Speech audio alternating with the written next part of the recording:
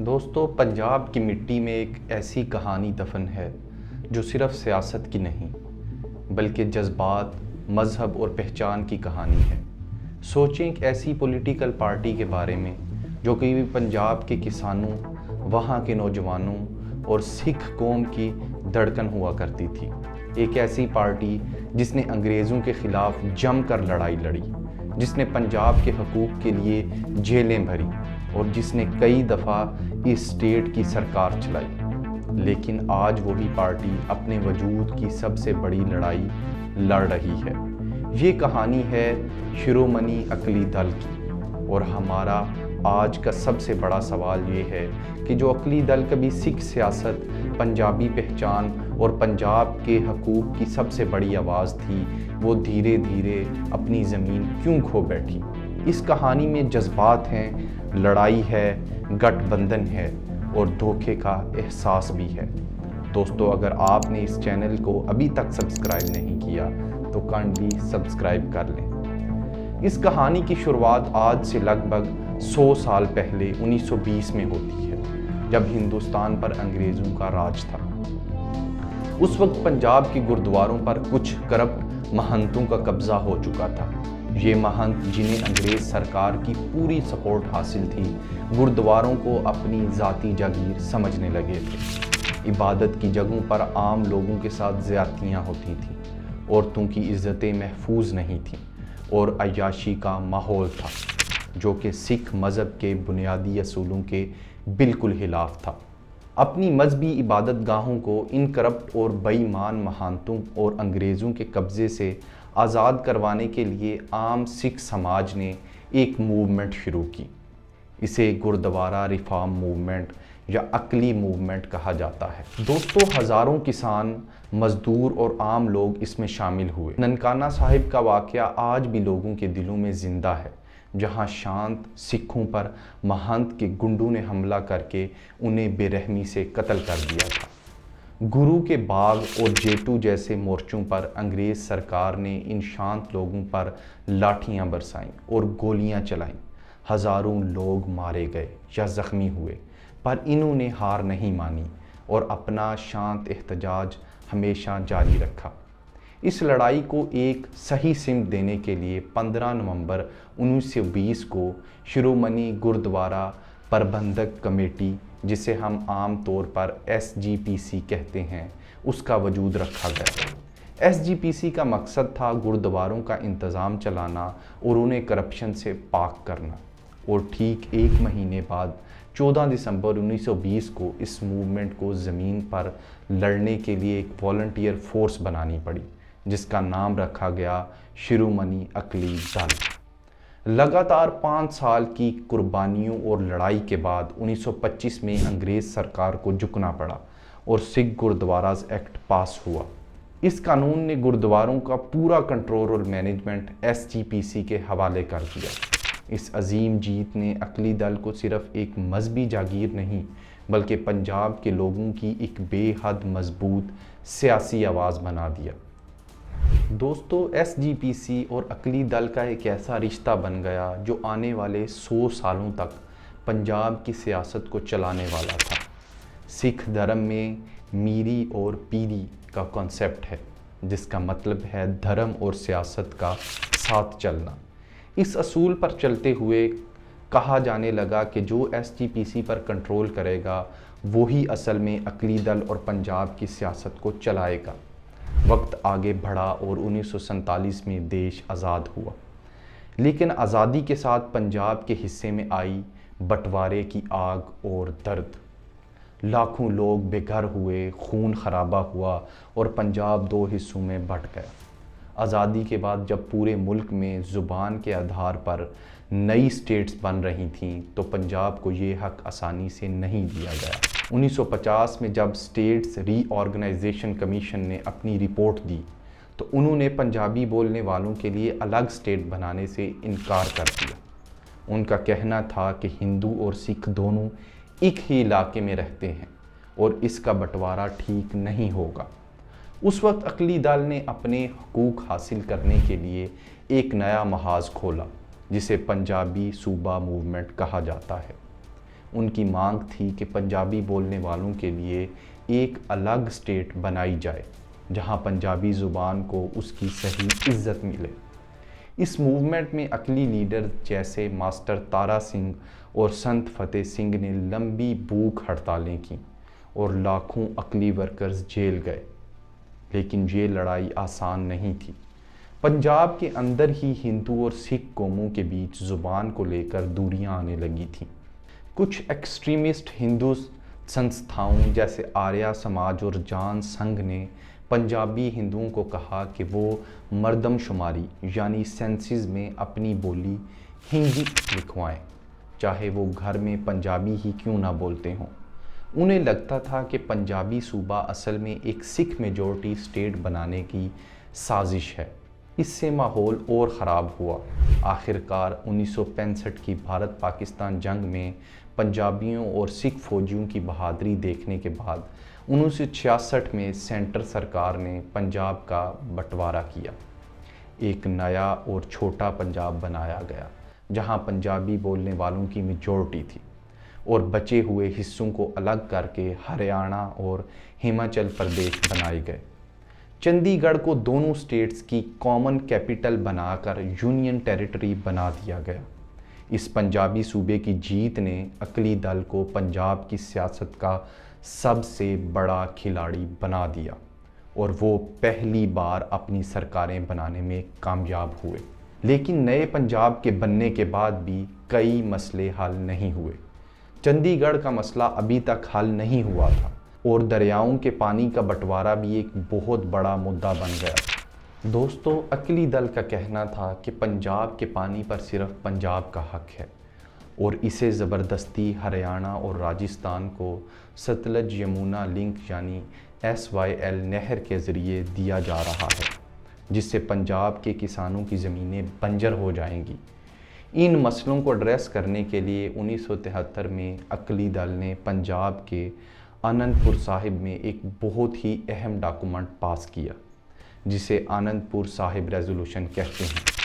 اس resolution میں مانگ کی گئی تھی کہ دیش کے فیڈرل سٹرکچر کو مضبوط کیا جائے۔ فیڈرل سٹرکچر کا مطلب ہے کہ سینٹر اور سٹیٹس کے بیچ طاقت کا بٹوارا صحیح ڈھنگ سے ہو۔ عقلی دل کی مانگ تھی کہ دلی کے سینٹر سرکار کے پاس صرف ڈیفنس، فورن افیئرز اور کرنسی جیسے مین ڈپارٹمنٹ رہیں، اور باقی سارے حقوق سٹیٹس کو دے دیے جائیں۔ اس کے علاوہ کسانوں کے حق میں بھی کئی مانگیں رکھی گئیں، جیسے کھیتی کے سامان اور ٹریکٹرز پر ٹیکس کم کرنا اور پنجاب میں نئی انڈسٹریز لگانا۔ عقلی دل چاہتا تھا کہ پنجاب اپنے اور اپنے کسانوں کے فیصلے خود لے سکے، لیکن دلی میں بیٹھی سرکار نے اس مانگ کو غلط رنگ دے دیا۔ اسے دیش کو توڑنے والی اور سیپریٹسٹ سازش کا نام دے دیا گیا۔ یہ سیاسی ٹکراؤ 1980 میں ایک بہت ہی دردناک اور خونی دور میں تبدیل ہو گیا۔ پنجاب میں بغاوت کا دور شروع ہوا۔ ایک طرف جرنیل سنگھ بھندرانوالے جیسی طاقتور آواز تھی، اور دوسری طرف عقلی دل کے نرم لہجے والے لیڈرز اپنی زمین بچانے کی کوشش کر رہے تھے۔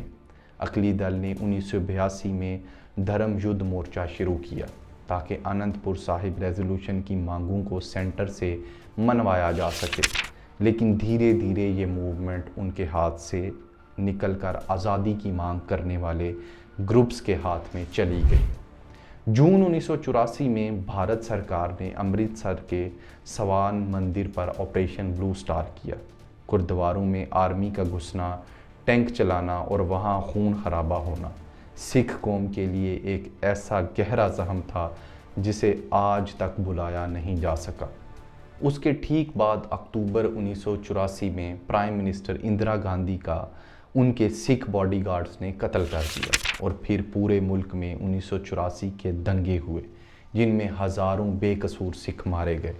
ادھر عقلی دل بھی حصوں میں بٹ چکی تھی۔ 1985 میں عقلی لیڈر ہرچند سنگھ لونگوال نے پرائم منسٹر راجیو گاندھی کے ساتھ ایک امن معاہدہ کیا، لیکن کچھ ہی وقت بعد ملیٹنٹس نے لونگووال کی ہتیا کر دی، اور پنجاب کا وائلنس کئی اور سال تک چلتا رہا۔ دھیرے دھیرے 1990 کے آخر تک پنجاب میں ملیٹنسی کا صفایا ہوا، اور وہاں نارمل ڈیموکریٹک پولیٹکس واپس آئی۔ اس وقت عقلی دل کو ایک ایسی نئی ڈائریکشن کی ضرورت تھی جو پارٹی کو واپس عام لوگوں سے جوڑ سکے اور امن لا سکے۔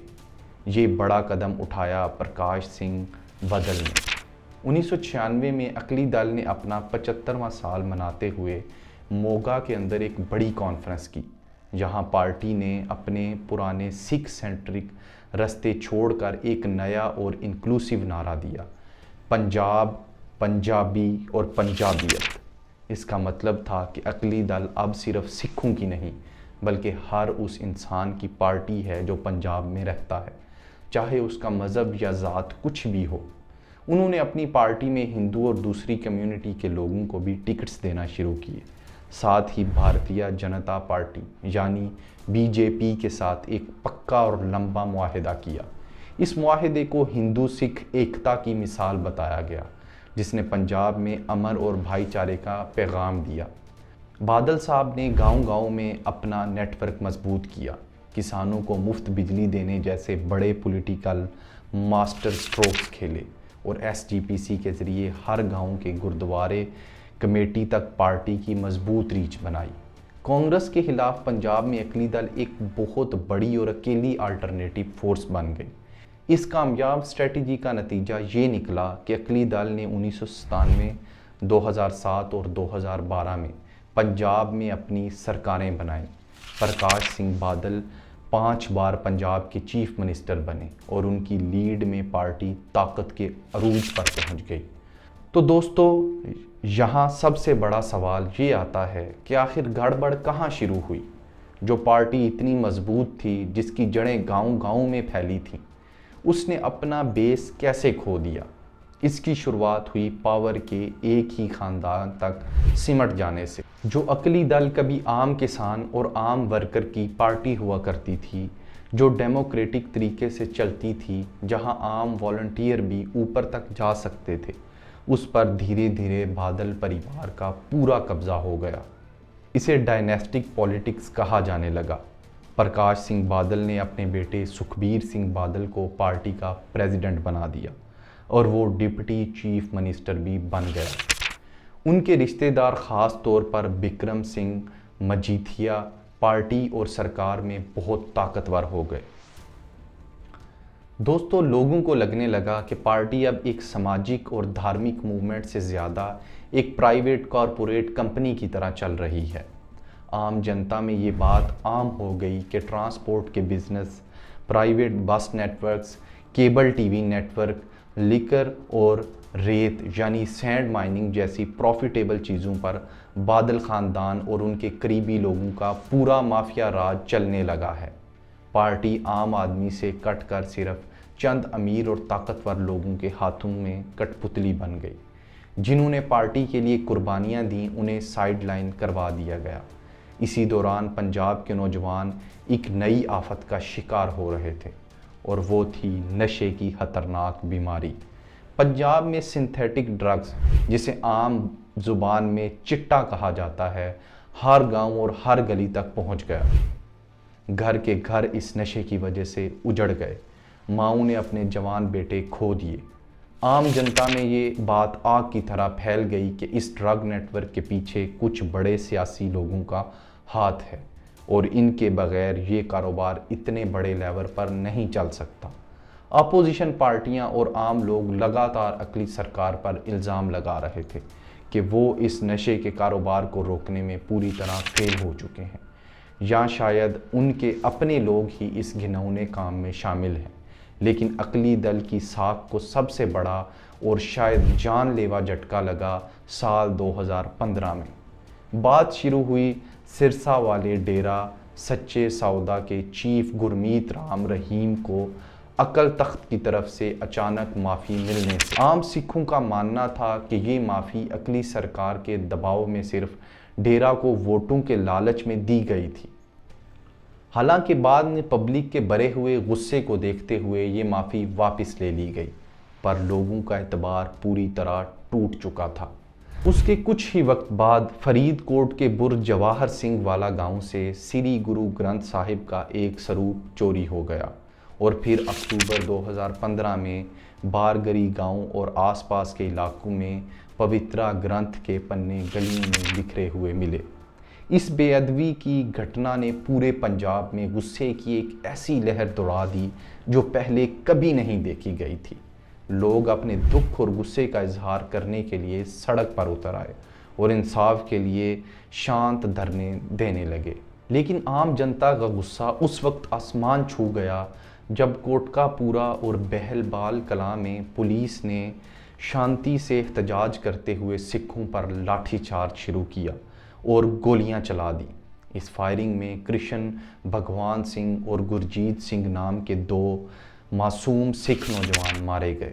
ایک ایسی پارٹی جو پچھلے 100 سال سے خود کو پنتھ کی رکشا کہتی تھی، اس کی سرکار میں ہی گرو گرنتھ صاحب کی بے ادبی ہوئی اور انصاف مانگ رہے لوگوں کے سینے میں گولیاں اتار دی گئیں۔ اس گھٹنا نے رورل پنجاب یعنی گاؤں اور سکھ ووٹریوں کے دلوں میں ایسی دراڑ ڈالی جو آج تک نہیں بھر سکی۔ لوگوں کو لگا کہ اکلی دل نے اپنی پولیٹیکل پاور بچانے کے لیے اپنے دھارمک فرض اور اپنی قوم کو دھوکہ دیا ہے۔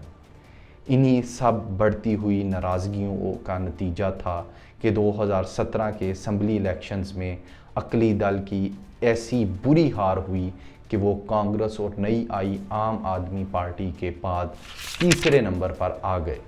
بچا کچا غصہ 2020 کے کسان آندولن کے دوران پھٹ پڑا۔ سینٹر کی بی جے پی سرکار نے 3 نئے ایگریکلچرل قانون پاس کیے جنہیں کسان اپنے خلاف مانتے تھے اور انہیں لگتا تھا کہ یہ ان کی زمینیں کارپوریٹ کے ہاتھ میں دے دیں گے۔ کیونکہ اکلی دل سینٹر میں بی جے پی کے ساتھ سرکار کا حصہ تھی اور وہاں ان کی منسٹری تھی، انہوں نے شروع میں ان قانونوں کا ساتھ دیا اور لوگوں کو سمجھانے کی کوشش کی۔ لیکن جب پنجاب کے کسان سڑک پر اتر آئے اور یہ انکار ایک بہت بڑا مسئلہ بن گیا جسے سامیکت کسان مورچہ SKM نے لیڈ کیا، تو اکلی دل کو سمجھ آیا کہ ان کی بچی کچی زمین بھی پوری طرح کھسک رہی ہے۔ پریشر میں آ کر یونین منسٹر ہرسمرات کور بادل نے اپنا استعفیٰ دے دیا اور اکلی دل نے 24 سال پرانا اپنا بی جے پی کے ساتھ رشتہ توڑ دیا۔ پر کسانوں نے اسے دل سے نہیں لیا۔ انہیں لگا کہ یہ قدم صرف اپنا پولیٹیکل کیریئر بچانے کے لیے بہت دیر سے اٹھایا گیا ہے، نہ کہ کسانوں کی سچی ہمدردی میں۔ کسان اب اپنے پرانے لیڈرز پر بھروسہ کرنے کو تیار نہیں تھے اور انہوں نے خود اپنی انڈیپینڈنٹ یونین کے ذریعے دلی کا مہینوں تک گھیراؤ کیا۔ ان سب حادثوں نے پنجاب کا پولیٹیکل ماحول ہمیشہ کے لیے بدل کر رکھ دیا۔ 2022 کے الیکشنز آتے آتے پنجاب کے لوگ، خاص کر نوجوان اور کسان، اکلی دل اور کانگریس دونوں کے ٹریڈیشنل سیاست سے بری طرح تنگ آ چکے تھے۔ انہیں ایک نیا رستہ چاہیے تھا اور یہاں پوری طاقت سے انٹری ہوتی ہے عام آدمی پارٹی یعنی AAP کی، جس کے پاس بھگونت مان جیسے پاپولر چہرے تھے۔ AAP نے بدلاؤ کا، کرپشن ختم کرنے کا اور پرانے مافیا سسٹم کو ٹھیک کرنے کا وعدہ کیا۔ 2022 کے الیکشن میں AAP نے 117 میں سے 92 سیٹیں جیت کر ایک ایسی تاریخی جیت درج کی جس کی کسی نے امید نہیں کی تھی۔ جو اکلی دل کبھی پنجاب کی سب سے طاقتور پارٹی تھی، وہ صرف 3 سیٹوں پر سمٹ کر رہ گئی، یہاں تک کہ پرکاش سنگھ بادل، سکھبیر بادل اور بکرام مجیٹھیا جیسے بڑے لیڈرز اپنے ہی سٹرانگ علاقوں میں عام کینڈیڈیٹ سے الیکشن ہار گئے۔ تو اس ساری کہانی سے ہمیں کیا سمجھ میں آتا ہے؟ اکلی دل کا رائز اور فال صرف ایک پولیٹیکل پارٹی کی جیت ہار نہیں ہے، یہ کہانی پنجاب کے بدلتے ہوئے خوابوں کی، یہ کہانی اس بات کا ثبوت ہے کہ جب کوئی پارٹی اپنی زمین سے، اپنے لوگوں کی تکلیفوں سے اور ان ریلیجیس اصولوں سے دور ہو جاتی ہے جن پر اس کی بنیاد رکھی گئی تھی، تو جنتا انہیں کبھی معاف نہیں کرتی۔ ایک وقت تھا جب اکلی دل کا مطلب تھا پنجابیت اور سکھ آئیڈینٹی کی بلند آواز، لیکن کرپشن، ڈائنیسٹک پالیٹکس، نشے کے مافیا کو ملنے والی پناہ اور سب سے بڑھ کر اپنے ہی مذہبی گرنتھ کی بے ادبی پر انصاف نہ دے پانا، یہ وہ تاریخی غلطیاں تھیں جنہوں نے پنجاب کے لوگوں کو ان سے ہمیشہ کے لیے دور کر دیا۔ آج پنجاب کے نوجوان اور کسان پرانی سیاست سے آگے نکل کر اپنا نیا راستہ ڈھونڈ رہے ہیں، جہاں آئیڈینٹی اور حقوق کی بات تو ہو رہی ہے، پر ساتھ ہی سچائی، جھوٹ سے پاک اور صاف ستھری نیت بھی ہو۔ دوستو، اگر آپ ایسی ہی ویڈیوز دیکھنا چاہتے ہیں